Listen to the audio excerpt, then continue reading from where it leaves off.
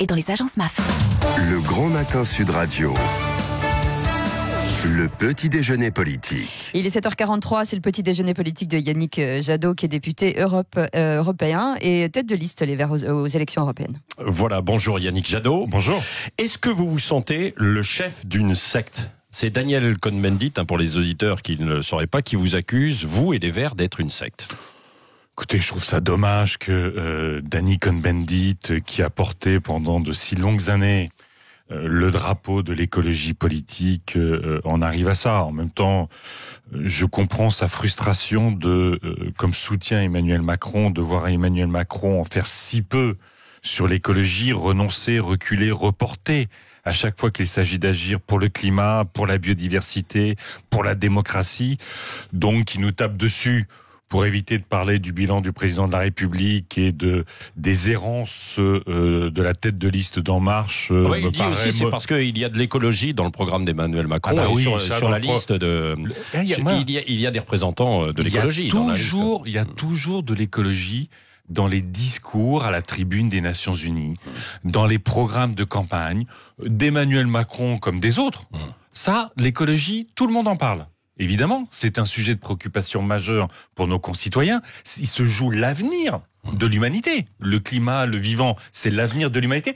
Par contre, dès qu'il s'agit d'agir, là, ça devient plus compliqué. Emmanuel Macron, dès qu'il s'agit d'agir, il parle pas d'écologie. Est-ce que d'ailleurs vous avez compris ce qu'il vous reproche, Daniel Cohn-Bendit ? Non, il dit qu'il faut une campagne plus ouverte. Et alors, il y a certains qui disent que vous droitisez. Vous avez compris quoi ? En fait, Cohn-Bendit dit que je suis trop à gauche, d'autres qui disent que je suis trop à droite. En fait, je suis écologiste. Vous savez, c'est assez simple. Moi, mon sujet pour les européennes, c'est à la fois, il faut sauver l'Europe. Parce qu'on a besoin de cet échelon. Est-ce que vous pensez vraiment que on va combattre le plastique dans les océans, la disparition des abeilles, le chaos climatique, les échouages de dauphins sur nos côtes, toutes les pollutions repliées derrière des frontières ? Non. Il nous faut l'Europe. Et puis, on a pour nous, c'est vraiment, s'il y a un moyen de reconstruire, y compris l'adhésion des Européens à un projet partagé, à un projet collectif, c'est justement autour du climat, autour de la biodiversité, autour de la solidarité. Vous voyez, on est quand même attaqué dans notre rassemblement européen par les Chinois, par les Russes, par Trump et par beaucoup d'autres. Il y a des forces au sein de l'Union européenne qui veulent encore une fois qu'on se rabougrisse. Nous, les écologistes, on porte avec fierté l'idée que il faut conquérir l'Europe, il faut la changer, mais il faut la conquérir et puis en faire le fer de lance du combat écologique. Oui, est-ce que, encore une dernière question autour de Daniel Cohn-Bendit, est-ce que finalement il ne vous met pas la pression en disant moi j'ai fait beaucoup plus quand j'étais candidat que vous, parce que pour l'instant vous êtes à 8-9% dans les intentions de vote. Vous savez, votre objectif d'ailleurs c'est quoi ? On regardait encore hier, quand on a fait 16 en 2009 et j'étais moi-même candidat, une semaine avant, on était à 8. Donc, si vous voulez, tout le monde sait que dans cette élection, qui démarre très, très, très tardivement, ça va se jouer dans la dernière semaine. Donc, moi, je suis très confiant. Je suis convaincu qu'on fera 12 ou plus. Et on va y aller parce que on n'a pas le choix. Vous savez, Daniel Cohn-Bendit compare aussi deux époques qui sont très différentes. L'époque de 2019 n'est pas l'époque de 2009. Il y a beaucoup de gravité dans la société aujourd'hui.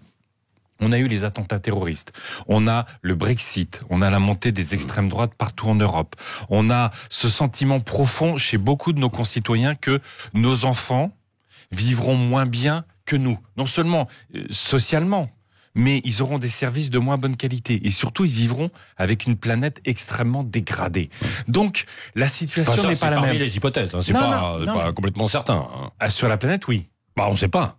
Attendez, le chaos climatique et l'anéantissement de la biodiversité, c'est prouvé. On ne sait pas. Non, mais c'est vrai qu'on... Qu'est-ce qu'on ne sait pas ? Si on vivra moins bien dans 30 ans qu'aujourd'hui. Non, du point de vue de l'environnement, c'est évident que la situation se dégrade. Ce que nous disons, c'est que si justement nous agissons aujourd'hui, et pour ça il faut les écologistes au Parlement européen, on peut éviter le chaos climatique, on peut éviter l'anéantissement de la biodiversité. Quand on est avec les pêcheurs artisans, Les paysans, moi, j'ai l'impression les agriculteurs, tous les paysans, tous les travailleurs de la nature, je peux vous dire qu'ils ont des solutions extraordinaires. Vous ne faites pas confiance à la technologie pour améliorer les choses. Mais il y a 30 ans en arrière, quand on regarde, notre environnement était beaucoup plus pollué.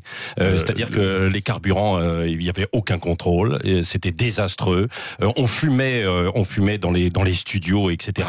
Et aujourd'hui, avec l'évolution technologique d'un côté, vous comparez des choses qui sont pas comparables. Non mais on parle. Vous ne faites pas confiance à l'humain, j'ai l'impression aussi. Ah mais je pense que de toute ma campagne, c'est d'expliquer le contraire. Moi, je suis pas un catastrophiste qui pense que tout le scénario noir est l'évidence. Je crois au contraire dans l'innovation. Je crois au contraire dans toutes ces entreprises qui se saisissent de ces enjeux environnementaux pour innover, pour employer, pour investir. Quand on défend l'isolation des logements, et donc le fait que les ménages puissent réduire de 300 à 400, 500, 600 euros par an la facture de chauffage, ce sont des dizaines de milliers d'emplois d'artisans, des métiers de qualité, non délocalisables, sur tous nos territoires. Quand on défend les énergies renouvelables, et même aujourd'hui, vous savez, ceux qui innovent en agriculture, c'est pas Monsanto qui se prend maintenant quasiment toutes les semaines des milliards de procès. Condamnation record. Ceux qui innovent aujourd'hui dans l'agriculture sont les paysans bio. C'est eux qui se remettent en lien avec la nature et à la fois font des recherches scientifiques et à la fois se mettent en lien avec beaucoup d'autres pour éviter la pollution et respecter la vie. Qu'est-ce que vous répondez justement aux agriculteurs, à une partie des agriculteurs qui disent pour l'instant on ne peut pas se passer du glyphosate? Mais moi je prends tous ceux qui s'en passent. Je leur dis, allez voir vos voisins, allez voir tous ceux qui, à la fois, soit ne l'utilisent pas, soit ont arrêté de l'utiliser. Vous savez, l'une des victimes en France, reconnue juridiquement de Monsanto, c'est Paul François. Il a gagné au bout de 12 ans son procès contre Monsanto et avec des difficultés de santé considérables. Il avait 240 hectares de céréales où il utilisait les pesticides classiques. Et il est passé en bio. Et son exploitation va mieux.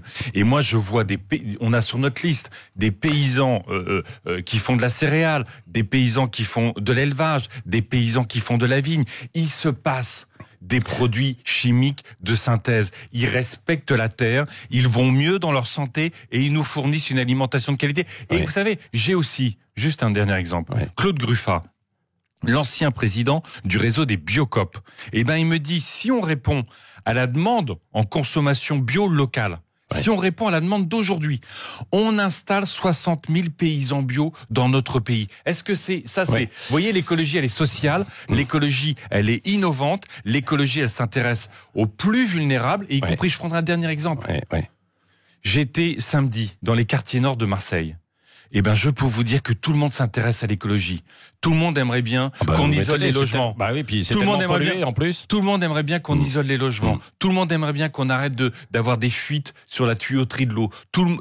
Il n'y a pas une mère de famille, pas un père de famille qui passe juste à côté, qui n'aimerait pas que on mette de la bonne qualité alimentaire dans les assiettes. Brièvement, Yannick Jadot, parce que le temps file. La condamnation cette nuit, justement, condamnation record aux États-Unis pour Monsanto, pour un couple qui utilisait du Roundup. Ça doit aller dans votre sens et contre le sénateur UDI qui a dit que le glyphosate serait moins cancérogène que la charcuterie. Lui, on peut dire qu'il n'a pas le sens du timing. Au moment où Monsanto est condamné partout, au moment où toute la recherche scientifique prouve à quel point Monsanto a triché, Monsanto a menti, Monsanto a fabriqué de la fausse science et que le glyphosate est un cancérogène, vous avez un sénateur... C'est pas prouvé partout, mais complètement. D'accord, mais il y a différentes études. Mais il y a beaucoup d'études qui ont été financées par Monsanto. Ce sont vos collègues journalistes qui les ont révélées.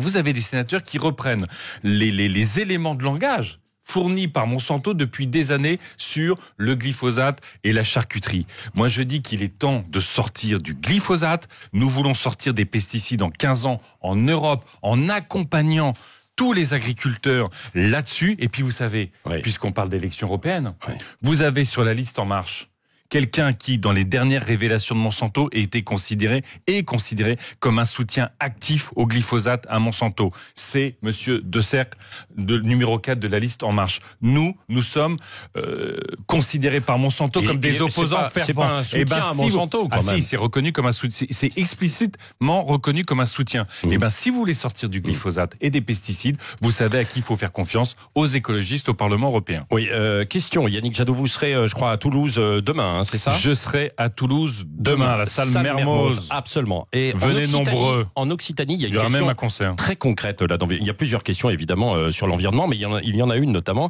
Est-ce qu'il faut sauver le train des primeurs Perpignan-Rungis ? Parce qu'on va supprimer ce train pour mettre 250 camions par jour sur les routes. C'est totalement dingue cette histoire. Vous vous rendez compte que on a un train qui existe. Il y a eu de l'investissement sur la voie pour que elle soit faite dans de bonnes, il y a de l'investissement d'ailleurs de l'Europe. Hein, aussi, bien sûr, il y a de l'argent de l'Europe et on est en train, en permanence, malgré, vous voyez, les promesses de Monsieur Macron de réduire la pollution de l'air.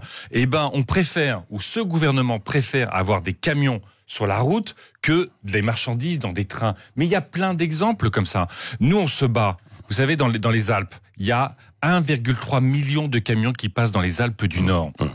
Il existe une voie ferrée aujourd'hui, la ligne du Mont-Cenis. On a mis 1 milliard de restauration dans la ligne. On pourrait mettre 1 million de camions. On pourrait retirer 75% des camions sur la route. Vous connaissez en permanence les scandales de pollution de l'air dans la vallée de l'Arve.